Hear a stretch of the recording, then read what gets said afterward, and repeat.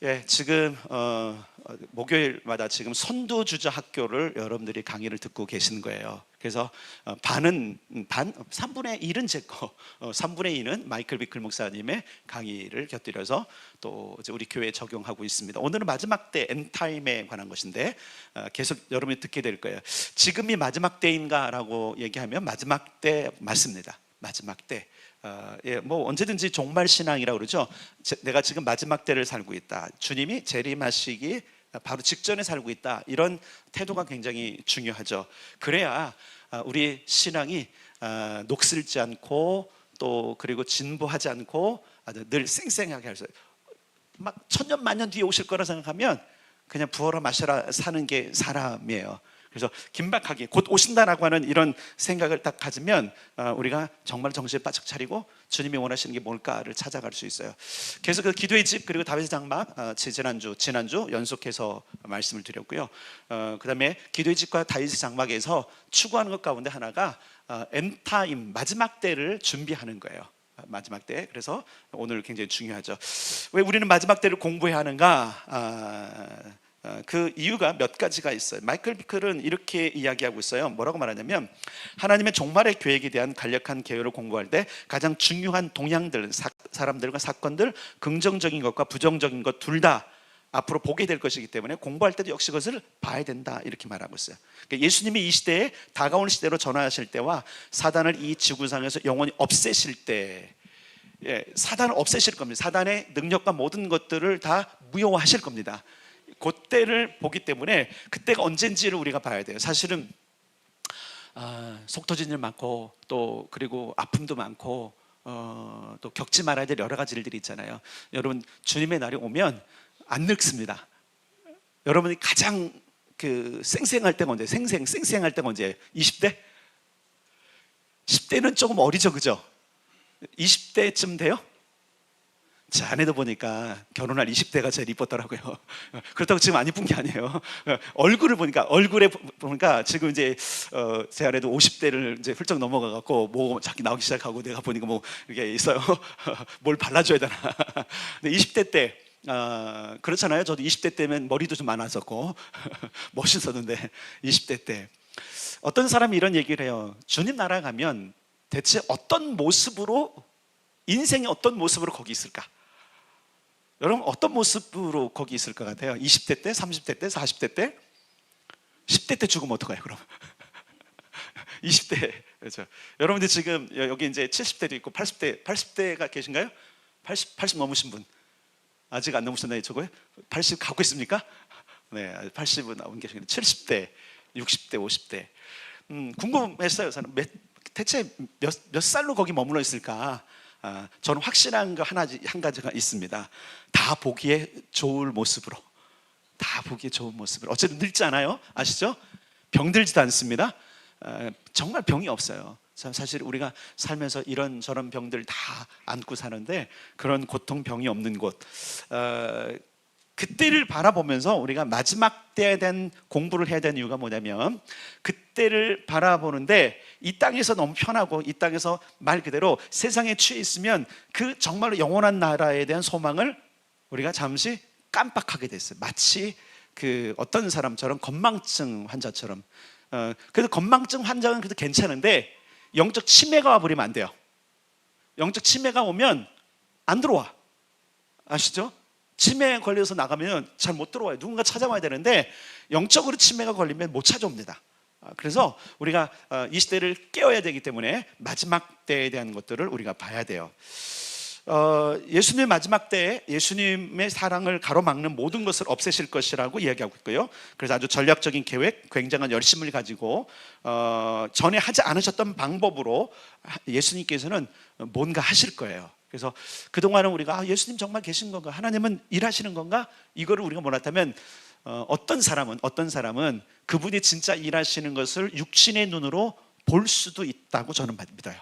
그래서 많은 사람들이 지금은 어느 때보다도 더 주님이 오실 때가 가까이 왔다라고 했는데 어떤 분은 자기가 이제 그 눈을 감기 전에 오실 거라고 했는데 벌써 돌아가셨어요.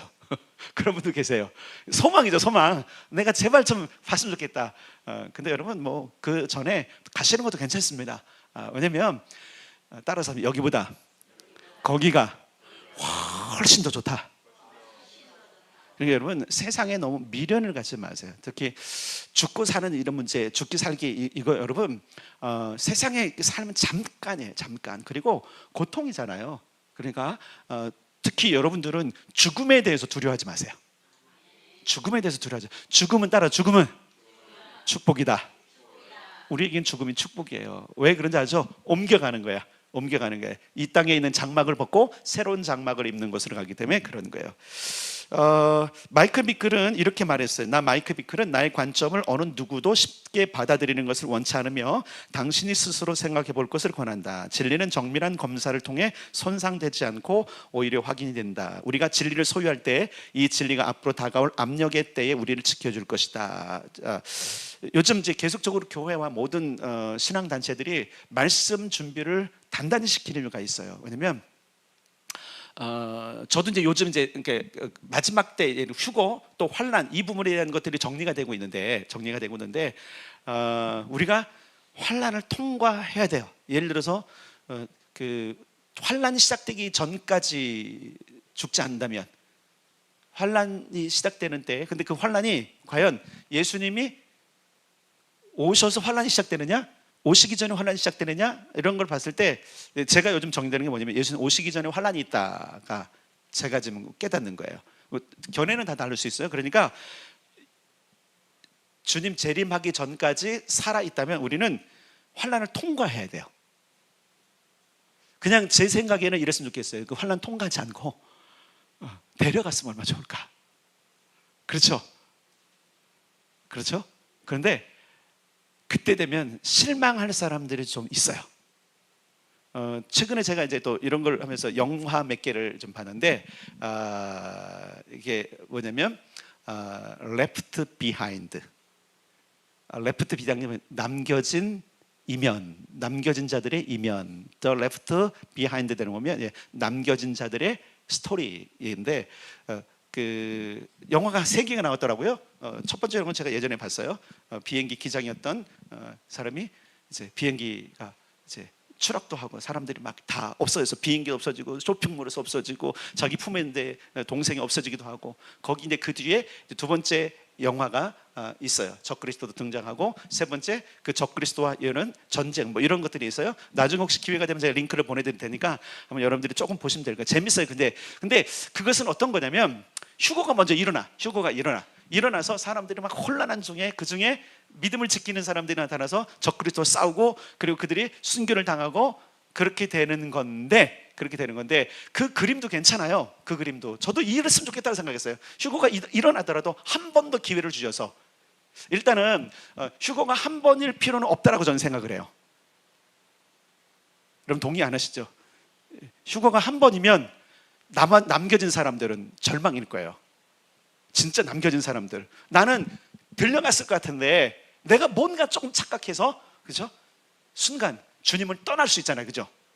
부인할 수 있거든요. 근데 그런 사람을 위해서 휴거를 2번씩 했으면 좋겠다. 제 마음은 그런 거예요. 어쨌든 휴거가 어쨌든 이렇게 봅시다. 2가지 발생. 예를 들어서 예수님이 다 환란을 통과한 뒤에 오셔서 휴거를 하든지 아니면 휴거가 한 번 있고 통과하고 2번째 휴거가 있던 어쨌든 중요한 건 뭐냐면 가상을 해서 우리가 다 남겨진 생각하고 환란을 통과할 준비를 해야 돼요. 사실은 요한계시록에 2가지가 있잖아요. 환란을 면하게 하리라 있잖아요. 그죠? 근데 그 히브리 헬라 원어가 면제란 뜻도 있지만 지나간다 통과한다 뜻도 있어요. 그래서 이게 참 해석이 정말 어려워요. 너희가 환란을 면하리라 하는데 면하리라가 면제라는 단어도 있지만 통과한다 이런 단어도 있는 거예요. 그러니까 어떤 것들을 예를 들어서 값을 치러서 그것을 없애는 방법도 있고 진짜 어떤 특별한 은혜로 그 값이 없어지는 것도 있잖아요. 그죠? 예를 들어서 이런 거 있잖아요. 여러분 옥살이를 해야 되는데 누군가 대신해서 이거 면제잖아요. 완전히. 그죠? 그런데 옥살이를 함으로 말미암아 그 기간이 끝남으로 말미암아 어떻게 해요? 내 죄는 끝난 거예요. 요 단어 두 가지가 있어요. 그래서 어쨌든 마지막 때 우리가 가장 많은 사람들이 첨예한 관심을 가지고 있는 것이 휴거 사건이에요. 휴거. 성경에 휴거라는 단어 안 나옵니다. 가서 성경 사전 찾아봐요. 없어요. 휴거는 그냥 교회사 속에 어떤 사람이 쓴 거예요. 휴거, 들림 받는다. 그래서 그런 게 단어로 하여튼 썼는데 어쨌든 휴거라는 단어는 성경 없으니까 중요한 것은 데살로니가에서 보면 우리가 공중에서 들어 올려져서 구름 위에서 주님을 맞이한다. 요것 때문에 휴거, 거처를 옮겨가고 이동하고 그래도 휴거 이렇게 얘기하는 거예요. 어쨌든 그 마지막 때 우리가 정말 휴거할 것인가? 이 부분이 첨예한. 그래서 이 부분이 아직도 저도 뭐 조금 기울긴 했지만 통과해야 되는 게 아닌가. 왜냐하면 그래야 믿음들이 온전하게 순결케 돼요. 우리 인생에도 고난이 없는 믿음은요 순수하지 않아요. 고난이 없는 믿음은요 오염이 많이 돼 있어. 여기도 굴러보고 저기도 굴러보고 해갖고 많이 오염되는데, 고난을 통과한 믿음은 순수한 것을 봐요. 그래서 주님이 예를 들어서 이렇게 휴거를 7년 대환란 뒤에 오신다 할지라도 우리는 말씀으로 잘 준비하면 넉넉히 이길 겁니다. 그리고 더 정결한 사람들로 주님을 맞이하게 될 겁니다. 자, 중요한 건 휴거가 되든 안 되든 두려워하지 말라는 거예요. 왜 그러냐면 하나님 우리를 구원하실 거기 때문에 그런 거예요. 네. 그런데 중요한 것은 왜 이때를 우리가 알아야 되는가? 하나님은 교회 공동체 성도들이 이 마지막 때를 함께 준비하기로 원하세요. 자, 우리가 세상 경영하고 하나님 나라 경영자라 그랬잖아요. 맞아요? 그러면 마지막 때도 같이 경영하는 거예요. 이걸 이해하셔야 돼요. 우리가 이 땅에서 하나님 나라를 경영한다면 마지막 때도 그분과 함께 경영하는 겁니다. 이해되셨죠? 그러니까 마지막 때를 알아야 되는 게 뭐냐면, 마지막 때는 아직 안 왔잖아요. 지금까지 인생은 살아왔어요. 지금 지나간 건 어쩔 수 없어요. 근데 앞으로 있는 인생에 대해서 마지막 때를 일단 제껴놓고라도 우리 인생 경영을 해야 되는데, 우리 앞에 마지막 때가 있기 때문에 우리는 마지막 때를 보면서 마지막 때 어떻게 주님과 함께 협력할 것인가, 함께 경영할 것인가, 이 부분들을 우리가 알아야 되기 때문에 마지막 때를 공부해야 된다는 거예요. 네, 그냥 바로 갈게요. 마이크 비클이 이런 얘기를 했어요. 이거 꽤 오래전에 한 건데, 이 공부 가운데서 가장 논란이 되는 점은 내가 확신하건대요. 자기가 확신하건대요. 교회가 환난을 큰 승리와 능력으로 통과할 것이라는 것이다. 아까 얘기했잖아요. 면할이라는 단어를 마이크 비클은 통과라는 단어로 지금 취한 거예요. 어떤 사람은 면제된다라고 취하고, 어떤 사람은 통과한다. 어디에 환란 속으로 들어가서 환란 속을 견디고 이겨서 큰 승리를 얻을 것이다, 이렇게 보는 입장도 있다라는 거예요. 이것은 널리 알려진 환란 전 휴거로 교회가 곧 휴거될 것이기 때문에 마지막 때 부흥과 위기를 맞지 않을 것이라고 가르치는 것과 다르다. 자, 환란이 왜 중요하냐면 이때 큰 부흥이 일어나요. 이때 큰 부흥이 일어나요. 왜냐면 여러분, 물론 이제 전례 없는 부흥이 성령의 오심으로 말미암아 될 수 있는데, 이미 성령 오셨잖아요. 오순절 오셨단 말이에요. 오순절 사건이 있은 뒤부터 계속적으로 성령 역사는 있었고 부흥들이 있었는데, 가장 큰 부흥은 성경 전체적인 교훈을 봐도 환란 때에 있어요. 여러분에게 예를 들어서 온전한 신앙이고 환란이 오면 여러분은 세상으로 가겠습니까? 하나님을 붙잡겠습니까? 온전한 신앙이라면 하나님 붙잡죠. 똑같이 환란의 시대에 수많은 사람들이 하나님이 하시는 일들, 예수님이 하신 일들을 보고 돌아올 거라는 거예요. 그래서 엄청난 부흥을 예정하고 있어요. 성경이 교회가 휴거될 것이라고 가르친다. 문제는 그것이 일어난 시기이다. 나는 교회가 대환란의 시작의 때가 아니라 끝날 때에 휴거될 것이라고 믿는다. 저는 두 개 다 취해도 된다고 봐요. 먼저 휴거가 한 번 있고, 두 번째 휴거가 있고. 그래서 제가 본 영화는 이거예요. 휴거가 먼저 있고, 남겨진 사람들이 예수님을 깨닫고 그 성경에 있는 진리가 사실이라는 사실을 받아들이고, 그때부터 다시 하나님을 찾는, 그래서 그 공동체가 모이고 그들이 적그리스도와 싸울 준비를 하고, 그 다음에 세 번째 편은 그 적그리스도 전쟁하는 이런 것들로 되어진 영화를 제가 이제 관심이 있으니까 관심이 가면 봤는데, 그 시나리오도 괜찮아요. 어쨌든 남겨진 사람들 하나님께서 구원하시는 작업이니까 그런데 수많은 기도하는 사람들은 통과가 맞다고 얘기를 해요. 요게 참 재밌는 거예요. 왜냐면 기도 안 하는 사람들이라고 얘기해서 죄송하지만 다 기도하겠지만 특히 기도 운동, 이 시대의 기도로 하나님과 연합하려고 하는 사람들의 대부분은 마이클 비클의 이 견해를 취하려고 계속 하고 있어요. 자꾸 바뀌어요, 생각들이. 그도 그런 것이 자, 어디를 보냐면 요한계시록을 하겠습니다.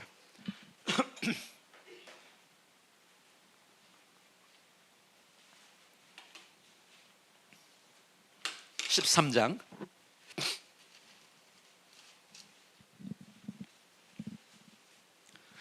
요한계시록 13장 6절부터 읽을게요. 6절부터 10절까지. 요한계시록 13장 6절부터 411면에 있는데 6절부터 10절까지 시작. 짐승이 입을 벌려 하나님을 향하여 비방하되 그의 이름과 그의 장막 곧 하늘에 사는 자들을 비방하더라. 또 권세를 받아 성도들과 싸워 이기게 되고 각 족속과 백성과 방언과 나라를 다스리는 권세를 받으니 죽임을 당한 어린 양의 생명책에 창세 이후로 이름이 기록되지 못하고 이 땅에 사는 자들은 다 그 짐승에게 경배하리라.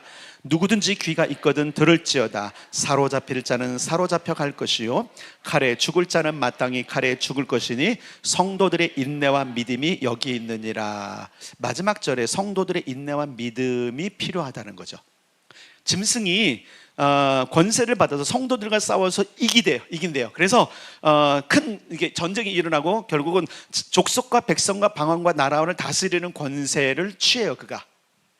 그리고 죽임을 당한 어린 양의 생명책에 창세 이후로 이름이 기록되지 못하고 땅에 사는 자들, 아직 죽지 않은 자들은 다 그 짐승에게 경배하게 돼요.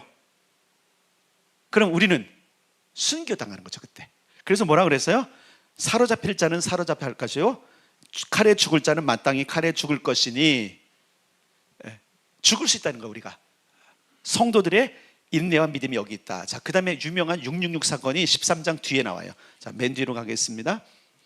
자, 15절부터 18절까지. 15절부터 18절까지. 그가 시작. 그가 권세를 받아 그 짐승의 우상에게 생기를 주어 그 짐승의 우상으로 말하게 하고 또 짐승의 우상에게 경배하지 아니하는 자는 몇이든지 다 죽이게 하더라.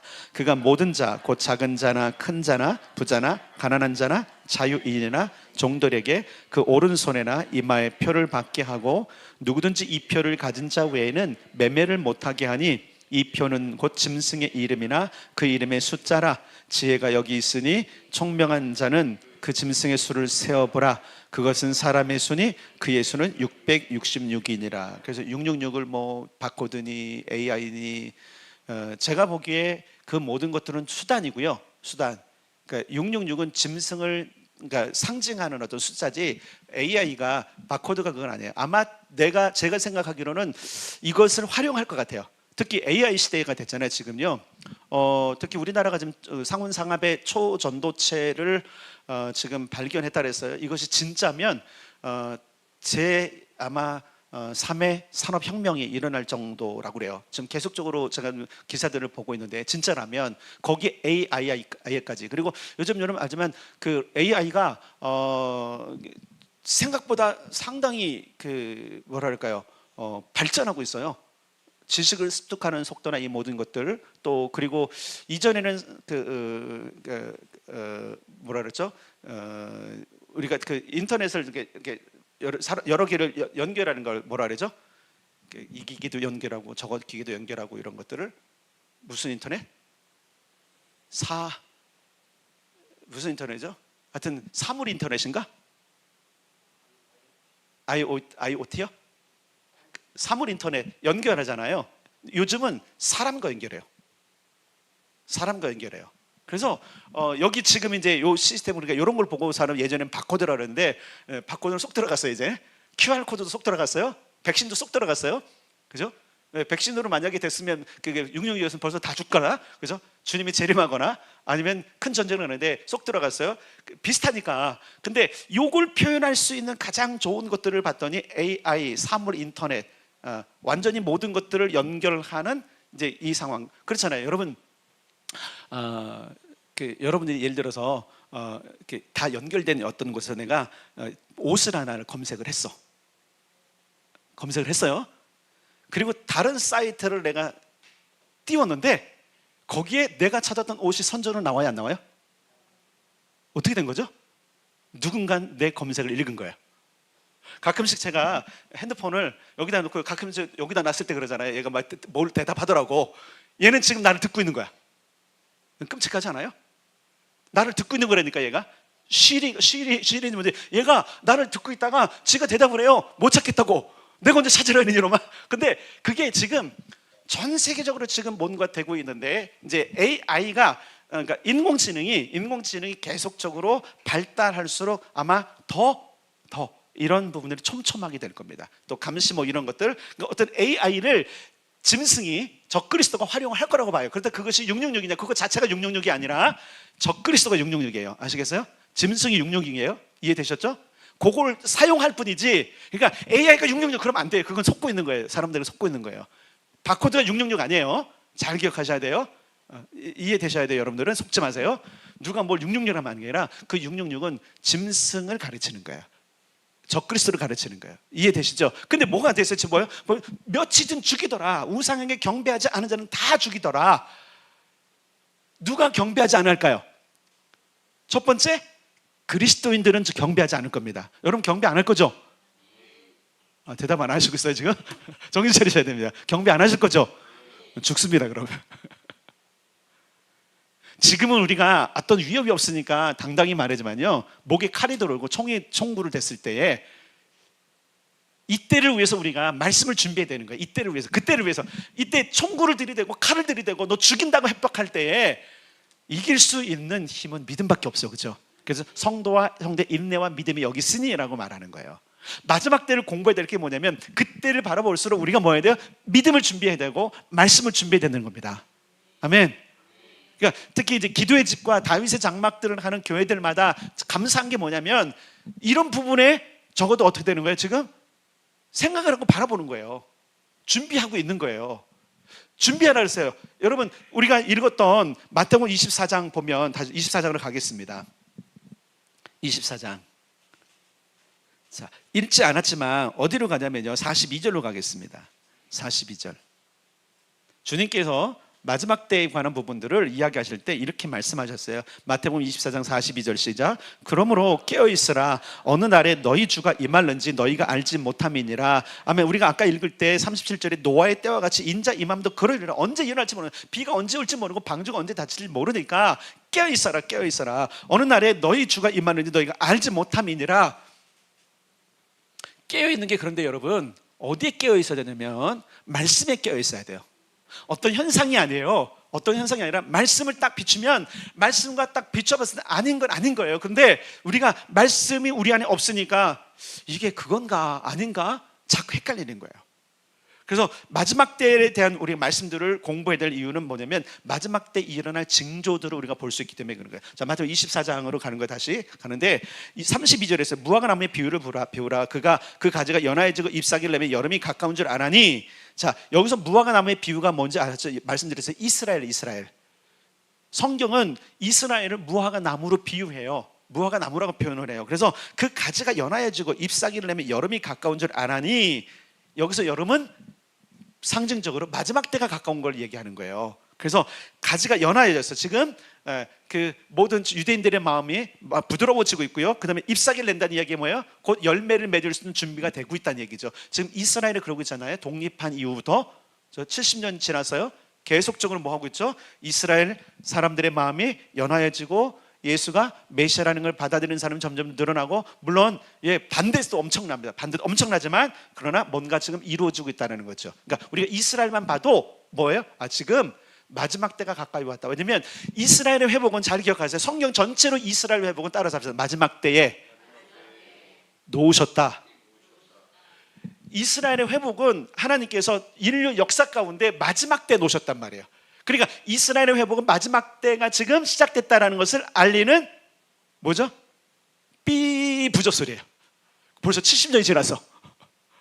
70년이 지났어요. 예, 지났어. 그러니까 시작됐구나, 마지막 때가. 그러니까 이 시대에 사는 사람, 이스라엘이 독립한 1948년, 우리도 광복절이 그때잖아요. 1948년도 그들이 6월 달에 정부를 딱 세우고 시작된 그때부터 뭐예요? 마지막 때 지금 부자가 딱 울렸어요. 어떤 사람은 나팔소리라고 얘기하는데 꼭 그렇진 않아요. 어쨌든 울렸으면, 그러니까 우리는 지금 마지막 때를 지금 봐야 되는 거예요. 지금의 마지막 때라고 여러분 기억할 게 뭐냐면, 왜냐면 다시 말할게, 하나님의 시간표 안에 이스라엘의 나라 건국과 회복은 마지막 때의 타임에 뒀다는 얘기예요. 이해되시는 건가요? 중간이 아니에요. 주님의 역사 가운데 시간표 속에 마지막 때 이스라엘의 회복을 줬기 때문에 그 이스라엘 회복됐다면 이제는 지금 진행되고 있는 거예요. 그러니까 우리는 진짜 마지막 종말을 향해서 더 가까이 사는 사람들이 되는 거예요. 그래서 이런 거예요. 잎사귀를 내면 여름이 온 걸 가까운 자 하나니 이와 같이 너희도 이 모든 일을 보거든 인자가 가까이 곧 문 앞에 이른 줄 알라. 여러 가지 일들이 있을 거예요. 여기 지금 보면 24장에 보면 여러 가지, 이것들은 전에 설교했던 것들이 내용이 있을 텐데 뭐 다 말할 수 없고, 중요한 것은 우리가 마지막 때를 공부해야 될 이유, 특별히 우리가 기도의 집을 하고 다윗의 장막을 세우는 이런 일들에서 마지막 때를 봐야 되는 이유가 뭐냐면, 누군가 깨워야 되는 거거든요. 이런 교회들이, 이런 사람들이 많이 일어나야 돼요. 그래서 나중에는 여러분들이 아마 이렇게 될 겁니다. 저 무식한 놈들, 저 광신도 같은 이라고 이런 얘기 들을 수도 있어요. 나중에 깨워야 되면, 진짜 임박할 때는요, 누군지 깨워야 되거든요. 그렇잖아요. 일어나라고 지금 불났다고. 의인들이 있잖아요, 그렇죠? 불난 집 다 돌아다니면서 막 깨웠고 다 살려낸, 최근에도 그런 일이 있었는데, 여러분 그런 의인으로 살아야 됩니다. 그 나중에 광신도라는 얘기를 들을 수 있어요. 그런 부분들. 자, 어쨌든 여기 보면 또 마이클 피크린 얘기했어요. 나는 환난 전 휴거를 믿는 많은 이들의 경건함과 지혜를 존중하지만, 존중해줘야 돼. 이것이 많은 이들을 준비되지 않게 할 것이고. 그렇잖아요.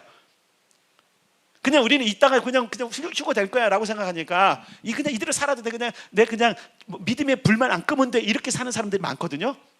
근데 주님의 부르심이 이게 아니잖아요. 겨우 그 믿음 유지하며 사는 게 우리의 부르심이 아니잖아요. 어떤 부르심이에요? 하나님 나라 경영이잖아요. 이 큰 그림을 볼 수 있어야 돼요. 하나님 나라 경영인데, 그 하나님 나라 경영은 고사하고 자기 믿음 겨우 유지하는 이 신앙으로 사는 사람들, 왜 그러냐면 우리는 그냥 휴거될 거기 때문에, 주님 오시면 갈 거기 때문에. 그러니까 세상 거 다 누려도 돼, 그냥 믿음 유지하면 돼, 이런 사람 사실 있어요. 여러분 있어요. 종말의 부흥과 압력의 때 예수님께서 실족해 하는 자들을 분명히 실족해 하는 자들이 있다 그랬어요. 우리는 논쟁의 영이 아닌 사랑과 온유의 영으로 반대할 수 있다. 휴거와 환난은 논쟁으로 그 의미를 경험하기에 너무 중요한 사실이다. 이걸 논쟁할 것이 아니라 그들도 이제 그럴 수 있어요. 여러분, 그 예수님 재림 전에 휴거가 일어날 수도 있고요. 그러니까 7년 환난 전에 예수님이 재림이 있을 수 있고요. 7년 환난 후에 예수님이 재림할 수도 있어요. 가능성이에요. 이해되셔야 돼요. 두 가지가 있단 말이에요. 전 천년설, 후 천년설, 이런 것처럼 천년 왕국이 7년 환난 뒤냐 7년 환난 전이냐 따라서 천년 왕국에 대한 이야기를 하고, 그때가 바로 예수님의 재림과 관계된 거예요. 예수님의 재림과 더불어 뭐가 있는 거죠? 천년 왕국이 이루어지니까. 그러니까 막 헷갈리지만 어쨌든 여러분들이 알 게 뭐냐면, 마지막 때 어쨌든 휴거가 굉장히 많은 사람들에게 중심 과제다, 이런 얘기. 자, 계속 읽어드릴게요. 준비된 예언적 교회만이 종말에 대해 많은 사람들이 하나님에게 실족하지 않게 할 답을 가지고 있을 것이다. 우리는 왜 하나님의 사랑의 하나님이 대환란의 사건들을 허락하시고 심지어는 그 사건들을 조정하시는지 반드시 대답할 수 있어야 된다. 그러잖아요. 사랑의 하나님이 왜 성도들을 그런 불 가운데, 이해 안 되는 사건들이 많았거든요. 이스라엘 역사도 그렇고요, 교회사 속에도 그렇고요. 그렇잖아요. 엄청나게 많은 사람들이 믿음을 지키다가 순교를 당했잖아요. 목뱀을 당하고요, 그죠? 끓는 물에 던져놓고요, 사자밥이 되기도 하고요, 화형시키고요, 아주 끔찍한 짓들을 세상에 다 하는데 하나님은 그걸 그냥 놔두셨어요. 그렇기 때문에 사람들이 뭐죠? 하나님 정말 살아계신 거 맞아, 이런 반문이 있음에도 불구하고 마지막 때도 왜 이런 일을 하실까? 여기에 대한 우리는 분명한 지식을 가지고 있어야 돼요. 그 지식은 뭐냐면, 따라서 합시다. 성경.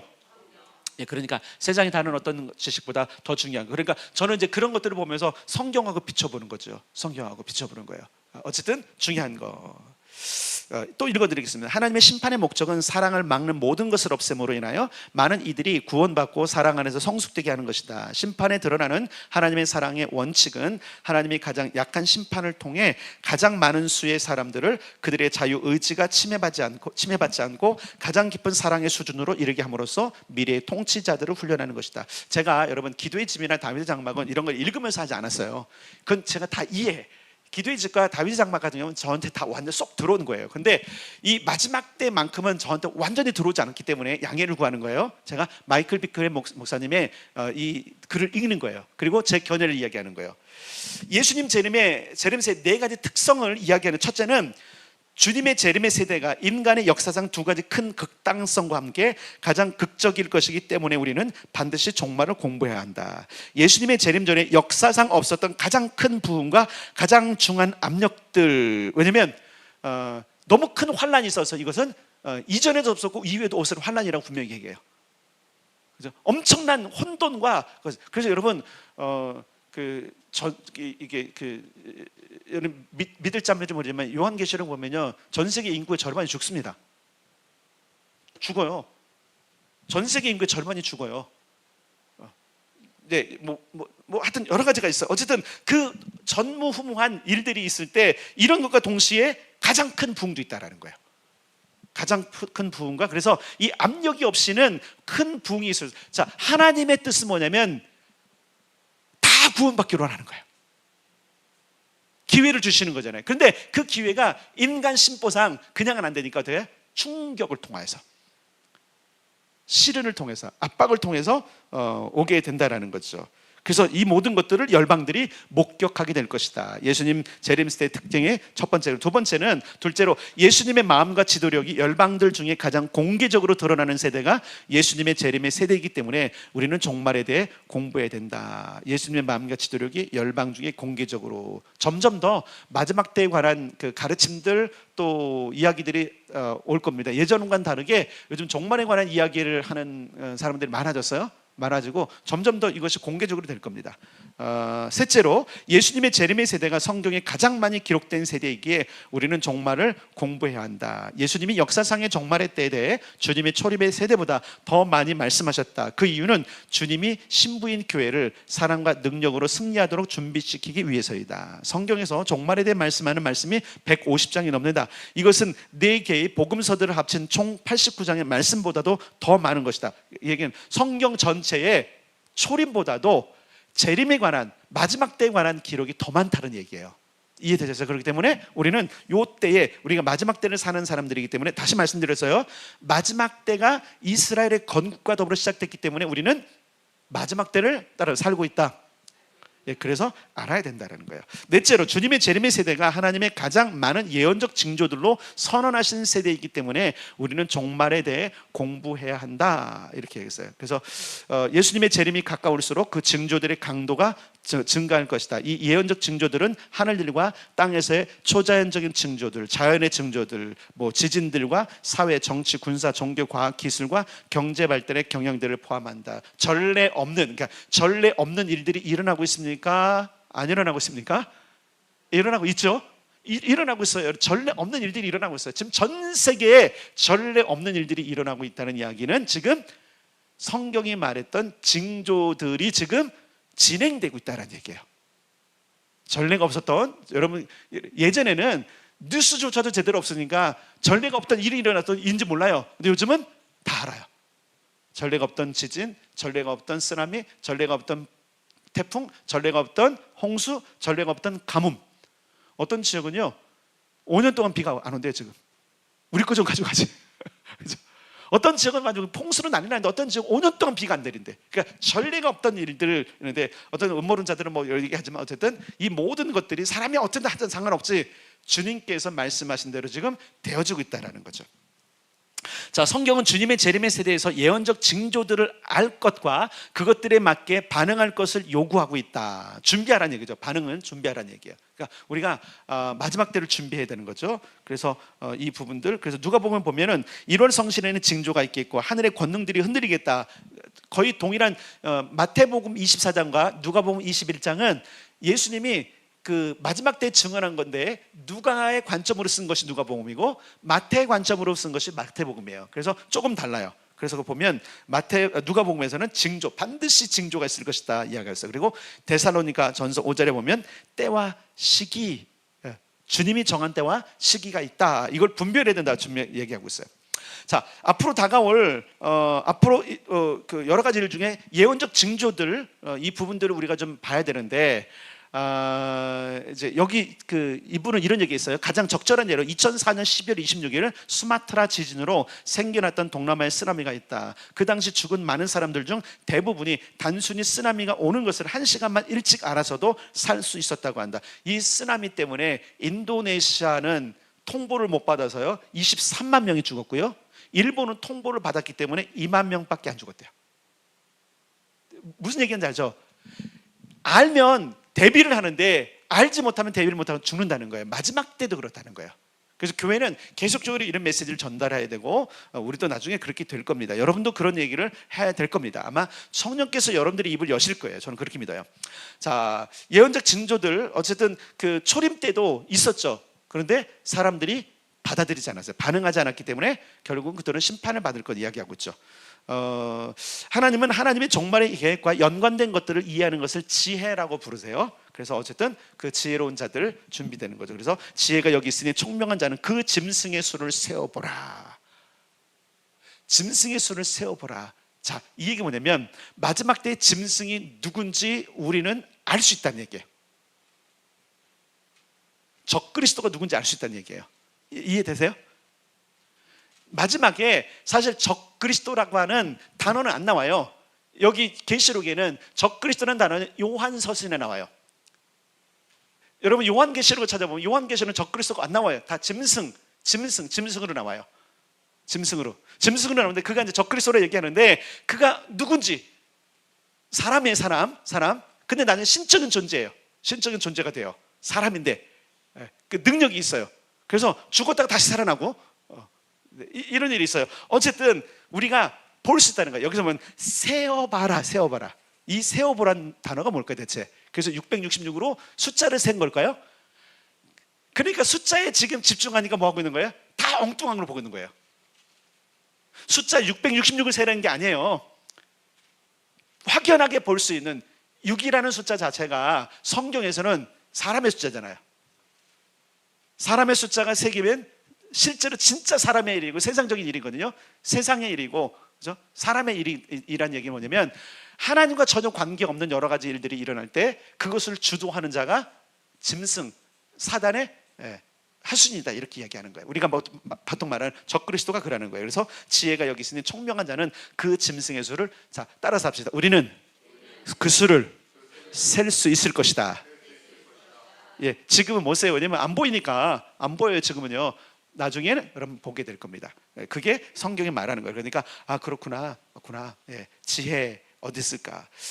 종말의 예언과 관련된 네 가지 보편적인 실수를 마이클 비클은 이렇게 말해요. 첫째, 흔히 볼 수 있는 실수는 종말의 예언이 우리의 삶과 관련성이 없고 이것이 단지 호기심을 위한 것으로 여기는 거. 예, 이렇게 보는 사람들 있어요. 크리스찬 중에. 종말에 가는 거, 그거 그냥 상징이었다. 상징. 다니엘서 이게 상징이고 요한계시록 상징이지 계시 언어라며 묵시 언어라며. 그건 그때 당시 로마 제국을 향해서 바로를 얘기하는 거야. 바로가 아니라 로마의 그 네로를 얘기하는 거야. 네로의 숫자 값이 666이거든요. 히브리어나 그때 당시 헬라어나 여러 언어들은요 그 단어마다 숫자를 있어요. 우리는 가나다라 숫자가 값이 없잖아요. 예를 들어서 뭐 알렙베트 끼멜 달렛 하면 거기마다 숫자가 있어요. 숫자를 다 더하면 네로를 다 더하면 666이 되는 거예요. 근데 요즘 그러면 그거 다 하면 666이 한둘이겠어요? 그렇잖아요. 대충 세워도 알파벳이 달라도 여러분 그 합만 660 다 660인데 그때 당시는 네로가 맞지만 계시는 항상 이중적이기 때문에 만약에 이것을 그냥 호기심 정도야, 그냥 있지 않아, 이렇게 여기는 경우는 결국은 어떻게 되는 거죠? 준비하지 않을 거라는 거죠. 우리 마지막 때를 준비해야 됩니다. 두 번째 실수는 종말의 예언이 문자적이 아닌 상징적으로 해석된다는 거. 이거 조금 아까 얘기한 거예요. 계시록에 나타난 사건들과 번호들은 말씀에서 특정하게 그것들이 상징적이라고 지적하지 않으면 문자 그대로 이해되어져야 한다. 자, 이 얘기가 뭐냐면 이것은 상징이니 이것은 해석이 필요하니. 그래서 어떤 거는 해석을 해주세요. 성경에도 보면 주님이 해석해 주세요. 모르는 걸 해석해 주세요. 이거는 이것이니라고 말씀하세요. 근데 그렇지 않은 것은 뭐예요? 그거 그대로 믿는 거예요. 자, 666은 뭐예요? 666이 뭐예요? 해석하셨잖아요. 짐승의 수. 이해되세요? 666은 짐승의 수니까 666만 보면 안 된다니까요. 666은 짐승의 수를 해석하셨기 때문에 짐승의 수로 하는 666이지 666을 그대로 받아들여 갖고 그거는 그냥 읽으면 안 된다는 얘기예요. 지금 이 얘기를 하는 거예요. 상징과 실제로 우리가 구분할 수 있어. 그래서 우리가 성경을 공부해야 돼요. 상징적으로 해석되어야 될 게 있고 그냥 그대로 받아들여야 될 것이 있다라는 거예요. 자, 그럼 환난은 상징일까요? 실제로 있는 것일까요? 실제로 있는 거예요. 그 환난에 대해서 환난은 이것이라고 비유해서 이런 거라고 설명한 적이 없어요. 반드시 될 일이라고 말씀하고 있어요. 그래서 여러분 요한계시록에 참 엄격한 말씀은 반드시 될 일이다 이렇게 했어요. 주님이 해석하셨다니까요. 반드시 될 일이야. 그런데 이것을 그냥 허상이야, 상징이야 이렇게 말한다면 얼마나 어리석은 거겠어요. 그래서 세 번째 실수는 종말의 예언이 학자들을 제외하고는 이해가 불가능하다는 것이다. 마지막 때에 관련된 말씀들은 모든 사람들이 이해하도록 쓰여졌다. 역사적으로 대다수의 사람들은 교육받지 못하는 가난한 사람들이었다. 자, 이거를 보셔야 돼요. 오늘날 우리는요, 초대교회 이 성경 요한계시록을 받아들였을 때의 성도들보다 더 똑똑합니다. 그러니까 이해가 안 되세요? 여러분은 고등교육을 받으신 분이에요. 자, 고등학교 다 나오셨죠? 못 나온 분이 없어요. 우리는요, 다 혜택을 받고 저희 아버지 세대는 못 나오기도 했어요. 저희 아버지는 못 나오셨어요. 그러니까 천취하네요. 그분은 공부를 할 수 있는 상황이 안 됐으니까 초등학교밖에 못 나오셨거든요. 근데 우리는 여기 지금 그러잖아요. 자, 그러면 그때 당시는요, 학교가 어디 있습니까? 글도 못 읽는 사람 세 번이에요. 근데 잘 기억하세요. 그때 성도들이 알아들었다, 못 알아들었다? 알아들었다는 얘기. 자, 그래서 여러분 기억하셔야 돼요. 자, 따라서 요한계시록은 나도 이해할 수 있다. 예, 이렇게 믿으셔야 여러분들이 이해가 돼요. 이해 못하는 거야. 이건 지금 목사님만 풀어내는 거야. 물론 이제 여러 부분 가지고 제가 좀 겁을 들어서 죄송하지만 풀어낼 것도 있지만, 자, 중요한 것은 이해할 때는 잘 보세요. 반드시 될 일이라. 이거 이해 못해요?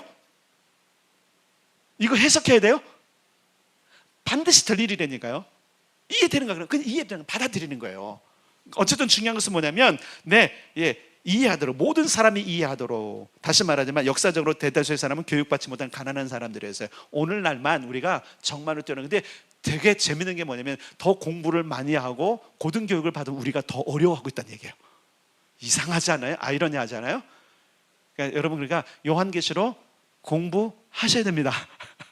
왜냐면 다 고등교육을 받으신 분들이기 때문에 충분히 가능합니다. 이렇게 이야기하고 있어요 지금. 그 다음에 네 번째, 종말의 예언과 관련된 실수는 모든 세대의 교회가 그들이 마지막 세대라고 믿은 것이다. 나는 우리가 종말의 시작의 단계에 있다고 믿는다. 저도 종말의 시작의 단계에 있다고 믿어요. 종말의 시작에 70년이잖아요 근데 앞으로 몇 년 될지 몰라요. 7년이 앞으로 100년 후에 있을지 아무도 모르는 겁니다. 주님이 오실 날이 곧이라고 얘기하지만 100년 후에 있을지 500년 후에 있을지 아무도 모르는 겁니다. 단 중요한 게 있어요. 시작됐다는 거. 시작됐다는 이것만 우리는 분명히 알고 있는 거예요. 아까도 말했지만 이스라엘 회복이 그 증거라는 거 말씀드렸어요. 많은 세대의 소수의 사람들이 아마 1%보다 적은 그들을 종말의 때에 살고 있다고 생각하는 것이 사실이다. 단지 초기 사도들의 세대에 많은 사람, 하나님의 사람들 가운데 그들이 예수님의 재림을 볼 것이라는 보편적인 감각이 있었다. 이것이 오직 역사상 두 번째로 세계 곳곳에 있는 그리스도의 몸 안에서 다시 일어나기 시작하고 있다. 그리스도의 몸은 교회를 말해요. 교회들 가운데 잘 보세요. 초대 사도들 시대 성도들 중에 예수님이 다시 오실 것을 고대했던 사람들이 있어요. 왜? 곧 온다고 말씀하셨거든요. 근데 그 이후에 교회들을 정말 많이 잊어버리고 있었어요. 우리 관심을 끌었던 것이 언제냐면, 감사하게도 여러분들이 휴거에 대해서 관심을 가진 게 언제부터입니까? 1980년대예요. 1980년대에 휴거라는 책이 나왔어요. 그때는 이미 이스라엘이 독립하고, 그죠? 마지막 때가 진행될 때, 그러니까 그때부터 계속적으로 휴거 마지막 때에 대한 모든 글들, 책들이 막 나오기 시작해요. 지금 여러분 마지막 때에 관한 책들을 찾으면 수도 없이 많아요. 번역이 안 돼서 그렇지.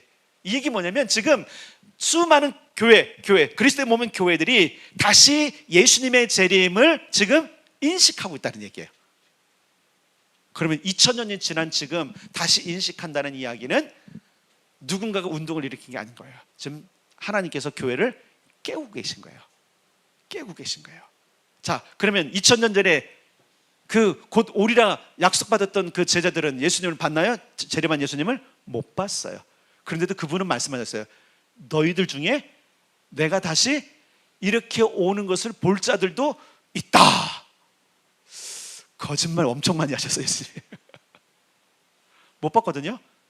이것도 해석이 필요하지만 어쨌든 중요한 건 뭐냐면 이제 마지막 때에 몰라요. 여기 있는 분들 중에 예수님이 오시는 걸 볼 자들도 있을겠죠. 저도 있을 수 있고, 아니면 저보다 더 나이 어린 사람이 있을 수도 있고, 아니면 저보다 연세가 있으신 분도 있을 수 있는, 언제 오실지 아무도 모르니까. 자, 어쨌든 이것이 지금 일어나고 있다라는 거죠. 자, 그래서 이제 정리를 할 건데 종말을 이해하는 7가지 이유까지만 제가 이제 이야기하고 마치려고 합니다. 사실 이제 내용이 굉장히 많아요. 많으니까 자, 첫째, 승리의 확실성. 마지막 때에 중요한 것은 뭐냐면 적그리스도 짐승이 교회를 핍박하고 계속적으로 박해하고 계속적으로 죽이려고 하지만 따라삽니다. 승리한다.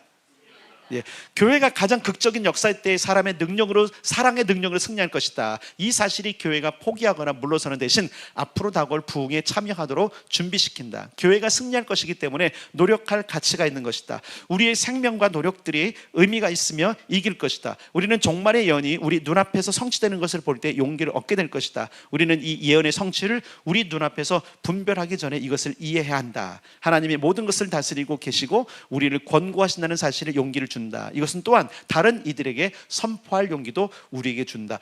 승리합니다. 반드시 승리하고, 그리고 승리 전에 일어나는 여러 가지 일들을 우리가 분별할 능력도 분명히 갖게 됩니다. 두 번째, 주권 안에서의 확신. 하나님이 종말의 위기를 전적으로 다스리시고 이것에 전혀 놀라지 않으신다. 자, 앞으로 세상이 어떻게 되든 하나님 손 안에 있어요. 하나님이 다 섭리 안에 있습니다. 다 허락하시는 거예요. 예를 들어서 짐승과 모든 세계가 여기를 다스리고 말 그대로 다 경배하고 무릎 다 죽는다 할지라도 그것도 하나님의 계획 안에 있는 거예요. 그럼 그렇게 개죽음을 당했는데 개죽음은 아닙니다. 영광스러운 죽음입니다. 가장, 여러분, 천국에서 가장 하나님 가까이 있는 자들이 누군지 아시죠? 순교한 자들. 그래서 어떻게 보면 우리도 그 반열에 들 수도 있다니까요. 히브리서나 여러분 요한계시를 보면 가장 먼저 언급되는 사람 누구예요? 순교한 자들. 영광이죠, 영광. 어쨌든 전적으로 하나님 하시는 거니까 이 결과 우리가 앞으로 다가올 위기 때에 공포와 두려움이 주는 결정을 하는 것이 아니라 평안 가운데서 살게 될 것이다. 여러 가지 막 공포스러운 일이 막 있어도 여러분 무서워. 세상에 여러분 우리 성경에 기록되고 들었던 얘기 막 일어난다고 두려워하지 마세요. 왜 그래요? 지금 하나님의 나라를 지금 준비하고 계신 거예요. 누구를 위해서? 우리를 위해서. 저 여러분 그 두려워할 게 아니라니까. 여러분 그거는 두려워할 게 아니라 두려운 일이 있을 때 우리는 뭐냐? 신나야 돼. 야, 드디어 주님 나올 때가, 드디어 영원토록 왕노릇 할 때가 곧 오는구나. 여러분 이 사실을 안다면 절대 두려워하지 않아요. 이해되시죠? 다 뺏겨도 괜찮아요. 죽음을 경험해도 괜찮아요. 왜? 두려워할 게 없어요. 평안히 살 수 있습니다. 우리의 눈을 가리는 두려움과 공포의 연기를 통해서는 분명하게 볼 수 없다. 자, 연속성. 현재 우리의 성품과 일들이 앞으로 다가올 시대와 역동적인 연속성을 가진다는 것을 이해하는 것은 필수적이다. 우리가 이 연속성에 대해서는 대환란과 천년 왕국에 대해 공부할 때 더 알게 될 것이다. 자, 성품. 특히 마이클 비클은 이 성품에 대해서 이야기할 때 주기도문에 마태복음 그 산상수훈에 있는 거, 우리가 산상수훈 장렬히 배웠잖아요. 그 성품이 준비되어야 되는 이유가 있어요. 이것이 마지막 때 사는 사람들에게 굉장히 중요한 힘이 될 겁니다. 나중에 여러분들이 알게 될 거예요. 마지막 때가 되면 아마 성령께서 그 산상수훈을 여러분들로 하여금 생각나게 하실 겁니다. 그래서 핍박을 받는 게 오히려 기쁨이라는 걸 알게 될 거예요. 그래서 산상수훈 마지막에 그랬죠. 나 때문에 너희가 핍박을 받느냐? 기뻐하고 즐거워하라. 전에 선자들 그렇게 당했고 하늘에서 너희의 상급이 어떻게 되고요? 크다, 크다. 네, 다 기억나게 하실 겁니다. 자, 그 다음에 D, 매료됨. 종말을 위한 예수님의 극적인 계획들 안에서 드러나는 주님의 지도력, 사랑, 지혜와 능력을 보므로 예수님의 아름다움의 계시에 매료될 거죠. 다윗이 하나님의 아름다움을 발견했잖아요. 그 하나님의 아름다움을 보는 게 그의 소원이었잖아요. 우리도 보게 될 겁니다. 아멘. 특히 지금 마지막 때이기 때문에 우리는 예수님의 아름다움, 하나님의 아름다움을 분명히 보게 될 거예요. 자, 여기에서 예수님은 하나님의 공의나 인간의 자유의지를 침해하지 않으시면서 인간의 자유의지와 사단의 분노 그리고 하나님의 주권을 결합해서 대추수와 승리의 교회를 이뤄내실 것이다. 우리가 종말에 보여지는 예수님의 지도력을 더 많이 이해할수록 우리는 더욱 주님에게 매료될 것이다. 자, 이 얘기 뭐냐면 주님이 우리에게 나타나셔서 재림해서 하시냐 이게 아니라 교회 안에 예수님은 성령의 역사로 계속적으로 자신을 드러내실 겁니다. 예수님이 어떤 분인지 우리로 하여금 알게 하실 겁니다. 그러니까 우리가 하나님의 임재를 경험할 때 그 임재의 경험은 아들을 경험함을 통해서 되는 거예요.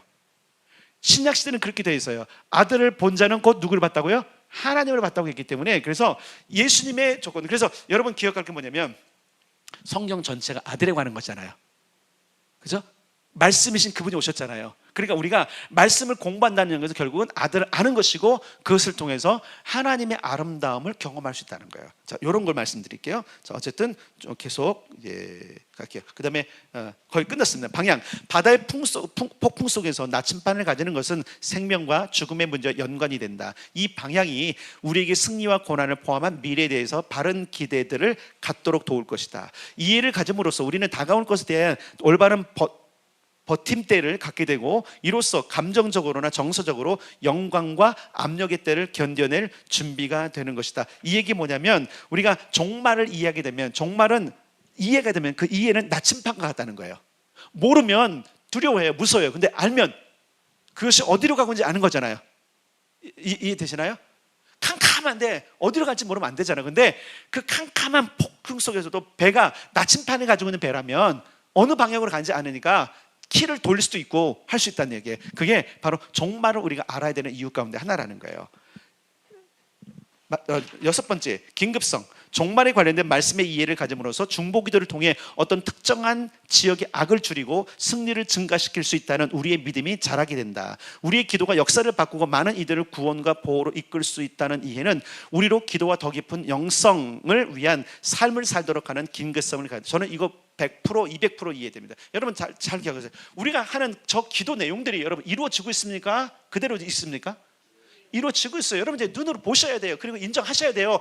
수많은 일들이요, 우리가 수년 전부터 했던 기도들, 이거 일어날까? 이게 바뀔까?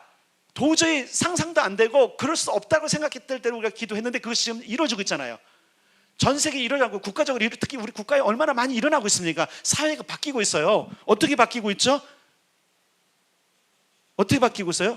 진리가 승리하는 걸 바뀌고 있잖아요. 중보 기도는 그래서 중요한 건데 마지막 때에서 기도의 집과 다윗의 장막을 하는 곳들이 다 중보 기도하잖아요. 그래서 기도의 집들의 특징은 전부 다 자신을 위한 기도보다도 중보 기도래요. 하나님의 뜻이 땅에 이루어지는 것. 자 읽어보세요. 시작. 하늘에 또 어디에? 나만 포함한 데 여기에요. 누구죠? 세상에도 이루어지는 거잖아요. 우리는 그렇게 결정한 사람들이잖아요. 그러니까 이 중보기도를 통해서 어떤 특정한 지역의 악을 줄이고 승리를 증가시키는 것, 우리는 지금 우리가 보고 있는 거예요. 여러분들이 저 시트를 보기만 해도 알아요. 옛날에 기도하던 것과 지금의 기도하는 것과 방향과 모든 게 다 다른 걸 알고 이제 더 실질적으로 싸우잖아요. 그죠? 더 깊이 싸운단 말이에요. 그 얘기 뭐냐 지금? 왜 더 깊이 싸워요? 승리가 앞뒀거든요. 이때는 가만히 있으면 안 되는 거예요. 더 자세한 내용들, 더 분명한 것을 가지고 목을 쳐야죠. 그러니까 그런 것들이 이루어지는 것들을 보는 거죠. 결국은 여러분 마지막 때는 기도하는 성도들, 왕 같은 제사장들, 그리고 교회들이 일어나야 돼요. 그래서 결국은 악이 더 흥행하기는 할 거예요. 그러나 그럼에도 불구하고 우리가 승리합니다. 주님과 더불어서. 네. 그리고 우리의 기도가 능력으로 나타날 것입니다.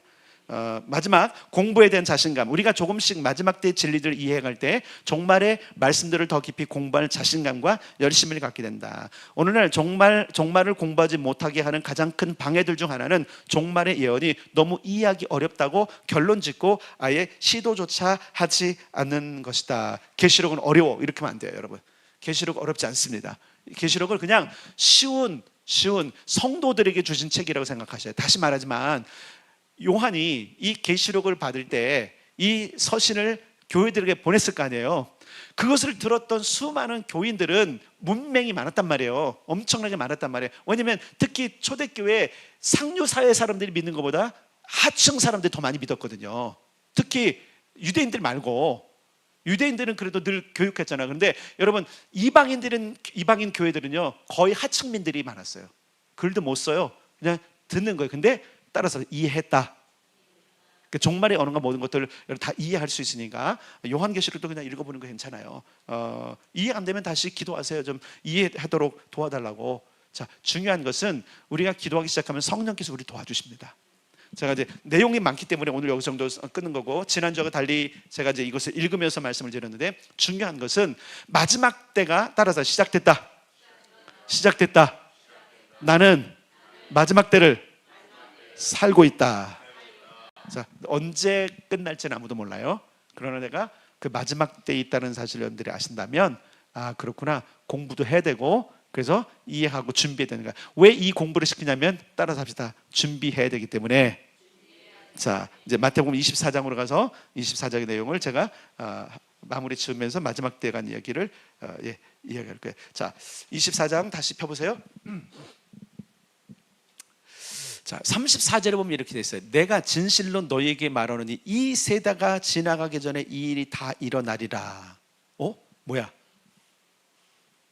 이 세대가 다 지나가기 전에 예수님 말씀하신 이 세대. 그러니까 여기는 중의 두 가지가 있는 거예요. 그래서 여러분 여러분들이 이제 이스라엘 역사들을 이렇게 보다 보면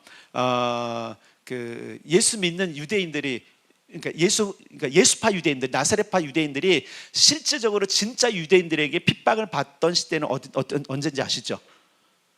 로마가 티투스 장군을 파송해가고 치기 시작할 때에 난리와 난리 소문을 듣고 모든 것이 있을 때에 예수님께 귀를 기울였던 사람들은 그 세대 사람들이잖아요. 어디로 갔어요? 산으로 도망갔어요. 실제로 산으로 도망가라 그랬거든요. 도망갔어요.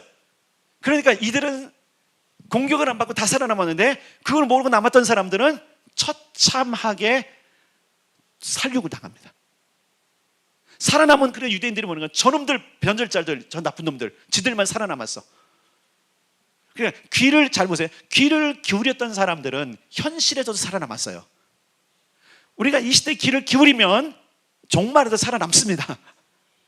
여기서 살아남는 것은 그러니까 육체 생명 정도가 말하는 게 아니라 영원한 삶이에요. 아멘. 그렇기 때문에 우리는 더 귀를 기울여야 돼요. 그래서 이 세대가 지나가기 전에, 자, 이 세대는 어떤 세대냐면 따로 종말의 세대. 그 종말의 세대가 30년, 40년, 20년 모른다니까요, 여러분. 지금 마지막 때를 말씀하시는 거잖아요. 언제 이런 일이 있습니까? 그래서 두 가지래. 주님은 예수님이 살던 제자들이 살던 세대를 말함과 동시에 제자들이 질문했던 것이 있어요. 두 가지 질문이 있어요. 진짜 주님의 나라가 임하는 때가 언제입니까를 물었는데 주님은 두 가지를 말씀하시는 거예요. 진짜 주님의 나라가 임하는 종말의 때를 이야기하고 동시에 그것과 더불어서 니네 세대도 이런 일이 일어날 거야. 그러면서 대비시키는 거 어떻게 했어요? 살아나잖아요. 이해되셨죠? 그러니까 우리는 이 종말을 공부함으로 말미암아 앞으로 다가올 진짜 대환란, 짐승, 적그리스도가 등장하는 그때에 두려워하지 않고 승리할 수 있는 사람들이 된다는 거예요. 네, 그거예요. 자, 그 다음에 35절. 천지는 없어질지언정 내 말은 없어지지 아니하리라. 이거 일어난다는 얘기예요? 안 일어난다는 얘기예요? 그대로 일어난다는 얘기예요. 그리고 마지막 때 이런 징조 모든 것들은 실제로 있을 겁니까? 없을 겁니까? 있다는 거예요. 그러니까 우리가 알아야 된다는 거예요. 자, 36절 읽겠습니다. 시작. 그러나 그날과 그때는 아무도 모르나니 하늘의 천사들도 아들도 모르고 오직 아버지만 아시느니라. 왜냐면 때와 시점이 그렇거든요. 그때가 언제입니까? 그때 어떤 일이 일어납니까? 그런데 주님은 그때 일어날 징조들만 말씀하셨어요. 그리고 그때에 대해서 뭐라 그래요? 아무도 모른다. 하늘의 천사들도 모르고 아들인 나도 모른다. 누구만 아세요? 오직 아버지만 아신다. 그래서 여러분, 그날이 언제 맞히는 사람들 있잖아요. 특히 우리나라 1992년도에 단미선교회가 아십니까? 단미선교회가 이렇게 빠방빵 했던 때, 예, 그때 또 그리고 여러분 뭐 시한부 종말론자들이 있어요. 그 여호와의 증인들, 또 그다음에 여러 가지 그 종교들은 이미 벌써부터 몇 번 했잖아요. 그리고 지금 이단이라고 하는 종파들이잖아요. 이단들은요 거의 자기들 때를 정해놔요. 지금도 정해놔요. 안 되면 하나님께서 더 많은 사람을 구원하기 위해서 연기하셨다, 이렇게 얘기해요. 아무도 몰라요. 절대로 시간과 때를 말하는 사람은 다 이단이라는 사실을 알아야 돼요. 자, 그리고 뒤로 넘어가겠습니다. 뒤로 넘어갑니다. 어디로? 밑으로 봅시다. 자, 40절 시작. 그때 두 사람이 밭에 있음에 한 사람은 데려가고 한 사람은 버려둠을 당할 것이요, 두 여자가 맷돌질을 하고 있음에 한 사람은 데려가고 한 사람은 버려둠을 당할 것이니라. 자, 근데 이 일이 휴거 때 영화에 그런 게 있어요. 실제로 나하고 마주 보고 있는데 없어진 거예요. 품에 안은 아이가 없어지는 거예요. 같이 옆에 타고 있었는데 없어지는 거예요. 실제로 이런 대혼란이 일어나는 그 상황을 얘기하는 거죠. 그러니까 한 사람은 누군가, 여기서 한 사람은 데려가는 사람 누굴까요? 예수를 믿은 사람, 예수를 메시아로 믿은 사람, 믿음을 지킨 사람. 한 사람은 아닌 사람. 여기 지금 기억할 게 있어요. 여러분, 지금 예수님께서 말씀하시는 것은 마지막 때지만 유대인들 향해서 얘기하는 거예요. 유대인들, 너희들 중에 어떤 이는 데려감을 당하고 어떤 이는 남겨질 것이다, 이 얘기하는 거예요. 네, 이런 부분들. 그래서 42절에 깨어있으라. 어느 날에 너희 주가 임할는지 너희가, 예수님께서 너희 주라고 말씀한 건 하나님인 거예요. 하나님의 날이 언제 임할지 아무도 모른다. 그래서 44절 읽겠습니다. 44절 시작. 이러므로 너희도 준비하고 있으라. 생각하지 않은 때 인자가 오리라. 자, 오늘 마지막 메시지. 왜 우리가 정말 마지막 때를 공부해야 되냐면, 네, 준비해야 되기 때문에 그런 거예요. 준비. 여러분, 예수님 맞을 준비해야 됩니다. 네. 그러려면 여러분들이 더 긴장도 하시고 각성도 하시고, 이대로 사는 게 아니고 주님의 부르심이 뭔지. 그래서 여러분에게 다시 말씀드려요. 여러분들이 원하는 대로 살지 마시고 주님이 원하는 대로 사세요. 내가 하고 싶은 거 하지 마시고 주님이 원하는 걸 하세요. 그게 바람직한 거예요. 내가 원하는 거, 내가 원하는 걸 하는 사람은 다 종교인이에요. 세상 종교는 자기가 원하기 때문에 만든 거예요. 자기가 원하는 신을 만들었고요, 자기가 원하는 규칙을 만들어 놓고요, 자기가 원하는 일을 해요. 근데 기독교는 주님이 원하는 일을 하는 사람이 모이는 겁니다. 그러니까 깨어나야 돼요. 여러분, 깨어나셔야 돼요. 지금 여러분들이 원하는 걸 하고 있다. 지금 여러분들 곁길을 가고 있는 거예요. 지금 성경 하나도 안 믿고 있는 거예요. 주님이 원하시는 일을 하셔야 됩니다. 내가 하고 싶은 일이 아니라 마땅히 해야 될 일을 하는 거예요. 그게 마지막 때를 준비하는 성도이라는 걸 기억하시고, 우리에게 부르심, 하나님께서 우리에게 맡기신 일들을 여러분들이